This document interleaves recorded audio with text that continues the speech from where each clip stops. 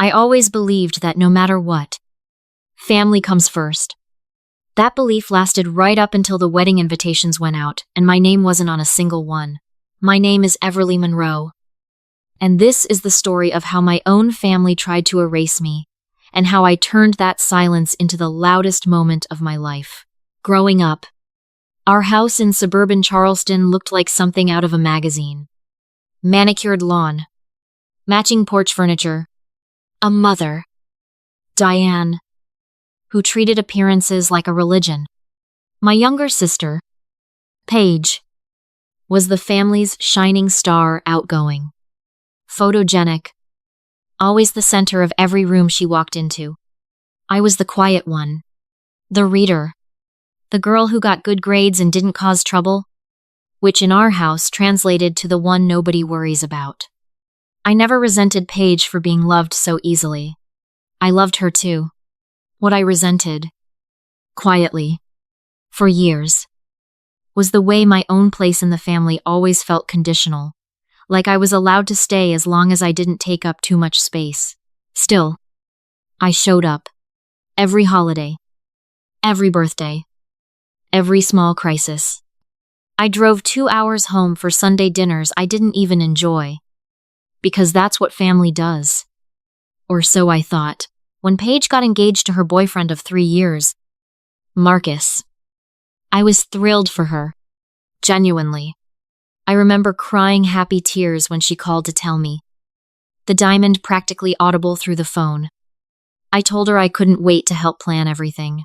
Of course you'll help, she said. You have the best taste out of anyone I know. That sentence stayed with me for weeks. I let myself believe that this engagement, this wedding, might finally be the thing that pulled me into the center of my own family instead of the edges of it. I was wrong. At first, it was small things. I'd send venue ideas, and my mother would reply, "Oh, we already booked something, but thank you, sweetie." I'd offer to help with the invitations, and Paige would say her future mother-in-law's event planner already had it covered. Every offer I made was met with the same polite, airtight dismissal. I told myself I was being sensitive. Weddings are stressful. Not everything is personal. Then came the group chat. I found out about it by accident. When a cousin forwarded me a screenshot meant for someone else, it was titled Wedding Squad, full of inside jokes, seating charts, and a comment from my aunt about how peaceful the rehearsal dinner would be, without Everly's serious energy hovering over everything. I stared at that message for a long time. Then I muted my phone and sat in the dark for an hour, trying to figure out when I had become someone my own family found exhausting simply for existing. I didn't say anything. I told myself it was a misunderstanding. Families are messy. I kept showing up. Number part 3. The invitation that never came. I found out about the wedding location the way you find out about most things now, through a stranger's Instagram caption. A coworker, scrolling through her feed, turned her phone toward me and said, "Isn't this your sister? Santorini looks incredible for a wedding." Santorini. The place I dreamed about visiting since I was 17 years old. The place I'd texted Paige 100 travel articles about over the years. I checked my mailbox that night. Nothing. I checked again the next morning. Still nothing. When I finally called my mother, my hands were shaking. "Mom, I never got an invitation." There was a pause, the kind of pause that tells you everything before the words even arrive. "Oh, honey," she said, her voice smooth and rehearsed, like she'd practiced this. The guest list got so tight with Marcus's family. "You understand, right? It's really not personal." "Not personal," I repeated. "You'll have your own day someday," she added, like that was supposed to help. I didn't argue. I didn't cry. Not yet. I just said, "Sure, Mom," and hung up the phone. A week before the wedding, I drove home anyway, foolishly hoping there had been some mistake, some miscommunication I could still fix. The house was full of tulle and centerpieces and the particular chaos of last-minute wedding prep. My mother pulled me into the hallway, away from the noise. Everly, please don't make this difficult. I'm not making anything difficult. I just want to know why I wasn't invited to my own sister's wedding. She sighed. The kind of sigh that makes you feel like the unreasonable one. You know how you can be. So serious. So intense sometimes. It's Paige's day. And we can't risk any tension. You think I'd ruin it? It's better if you sit this one out. Sweetheart? Truly. Better. That word sat in my chest like a stone the entire drive home. I didn't rage. I didn't post an angry status or call anyone crying. Something in me just went quiet, not defeated. But still, in the way the ocean goes, still right before a storm rolls in, that night, I sat on my apartment balcony and watched my family's wedding countdown unfold across social media without me. Rehearsal dinner photos. Flower deliveries. My mother captioning a photo so blessed to have my whole family together, a photo that, of course, didn't include me. I didn't comment. I didn't like it. I just watched. And for the first time in my adult life, I didn't cry over being left out. I felt something colder and clearer instead. They didn't need me. Fine. Maybe I didn't need them either. That was the night I opened my laptop and stared at a blank calendar. My boyfriend of 2 years, Julian, had proposed 6 months earlier, and we'd been in no rush to plan anything. But sitting there in the dark, an idea started to take shape, quiet, deliberate, and entirely mine. If my family wanted a picture-perfect wedding without me in it, fine. But when my wedding came, they were never going to forget it. The week of Paige's wedding, I went to work like normal, nodding along to coworkers talking about their weekend plans, forcing a smile every time someone mentioned weddings. When someone asked if I was going to my sister's, I told them I had a work conflict. It was easier than the truth. 2 days later, the photos hit social media. Paige in a designer gown against a backdrop of whitewashed buildings and blue domes. My parents glowing with pride. My extended family tagged one by one. Everyone except me. I waited for the familiar ache. It came sharp, immediate, and then, unexpectedly, it passed. In its place was something steadier. Clarity. I called my best friend, Sophia, that night and told her everything. Start to finish, the group chat, the missing invitation, the hallway conversation. She listened without interrupting. And when I finished, she said something I've never forgotten. They don't deserve an explanation from you anymore, Ev. But I hope you show them exactly what they walked away from. Revenge, I asked. No, she said. Reinvention. That word settled into me like a decision I'd already made without realizing it. That weekend, I opened a notebook and wrote one line at the top of a blank page times my wedding. My rules. No apologies. When I told Julian I wanted to start planning our wedding, really planning it, not just talking about it someday, he sat across from me at our kitchen table and studied my face for a long moment. This is about your sister's wedding, isn't it? I nodded. And for the first time, I told him everything in detail, not the edited version I'd been giving people, but the real one. The missed calls, the group chat, the hallway conversation, the word times better. He reached across the table and took my hand. You've spent your whole life shrinking so they'd have room to shine. Let's build something that's just yours. No shrinking. We spent the next several weeks in a happy blur of planning venues, guest lists, color palettes. I wanted something coastal and elegant. He wanted something intimate but unforgettable. We landed on a private cliffside estate in Turks and Caicos, the kind of location that photographed like a dream but felt, more importantly, like us. He never once brought up my family, and I loved him for that. He let me decide, on my own timeline, when and if I wanted them to know. I work in marketing. And over the years, I'd quietly built relationships most people would kill for event planners. PR contacts. A designer friend who'd once told me she'd design my wedding gown for free whenever the day comes. The day had come. I sent 3 emails one evening after work, one to an event planner I'd helped with a major campaign the year before, one to a boutique PR firm in New York, and one to my designer friend. Within 24 hours, all 3 had responded. Thrilled to be part of it. Nobody in my family knew a thing. While Paige posted honeymoon photos from the Amalfi Coast, and my mother captioned family group shots with hashtags like #blessed_times and #family_first, I was quietly building something of my own. One email, one phone call, one decision at a time. Julian and I chose our wedding date for exactly 10 weeks after Paige's not out of spite. I told myself, but because it felt right. Symbolic. Maybe deliberate. Definitely. One night, while reviewing seating charts with my planner, an idea struck me that changed the entire shape of the day. What if the wedding gave something back? I reached out to a literacy nonprofit I'd volunteered with for years. One that funded classroom libraries in underserved schools across the country. Together, we built a plan.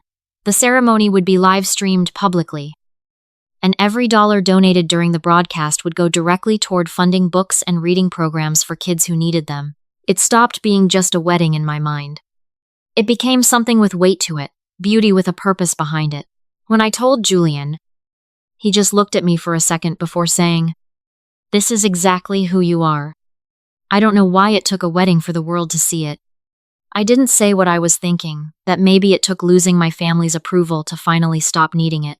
It started small, a fashion blogger's cryptic post about an undisclosed coastal wedding collaboration. Then a mention in an online lifestyle magazine. Within a week, the hashtag, #TheCliffsideBrideTimes was circulating in wedding and lifestyle circles. Nobody quite sure who the bride actually was. Brands started reaching out with offers, floral sponsorships, a videographer known for cinematic wedding films, a hair and makeup team that had worked with minor celebrities. My PR contact pitched it to a national outlet as a modern wedding with purpose. And it landed. Julian found the whole thing hilarious. "You're becoming an actual mystery." He laughed. "Let's keep it that way a little longer." I said, my family still had no idea. They were too busy posting wedding throwback photos, tagging each other, captioning everything with hearts. I watched it all quietly, almost peacefully now, knowing that in a matter of weeks, they'd understand exactly what and who they had chosen to leave out. Part 10, the day itself. The morning of my wedding. The sky over Turks and Caicos was the kind of clear blue that looks almost unreal. I stood in a private villa overlooking the water while my hair and makeup team worked around me. My gown, soft, ivory silk, with hand-stitched pearl, detailing that my designer friend had called quiet power, stitched into fabric hanging nearby. Waiting, Julian knocked on the door before the ceremony, just to see my face for a second. "Ready?" he asked. "More than I've ever been." I said. The ceremony was streamed live under the title Times, "The Cliffside Bride, a Wedding with Purpose." 200 guests, in-person friends, colleagues, clients I'd worked with for years. A handful of journalists who'd been quietly tracking the mystery bride story, and, within minutes of the stream going live, thousands more watching online. As I walked down the aisle, my phone, sitting silenced in Sophia's bag, was already lighting up. Someone in the comments had recognized me.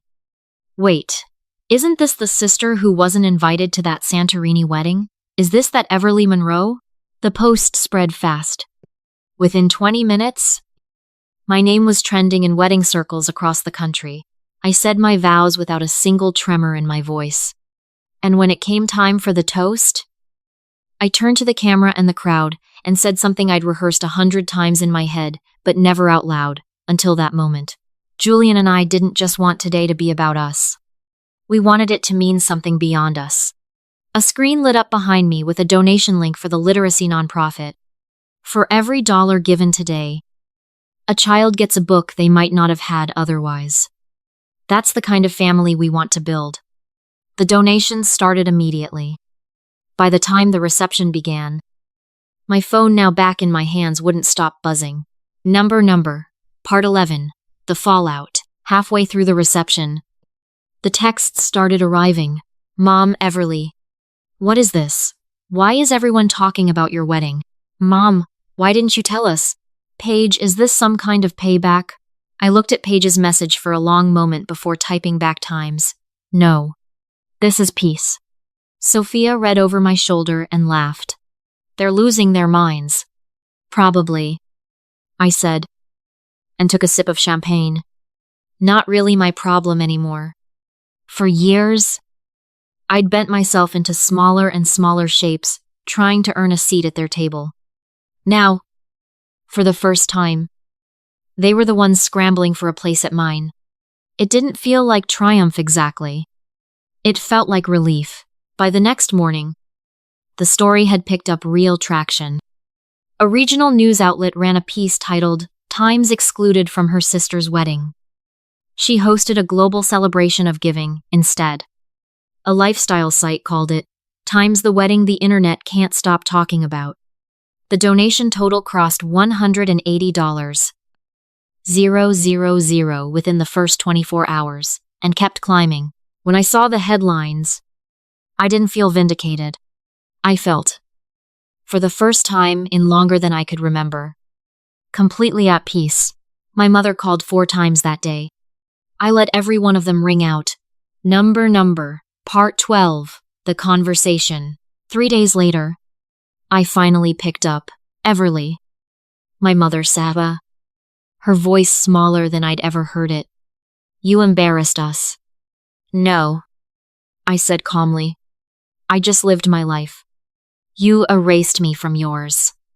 The world just happened to notice. Silence stretched across the line.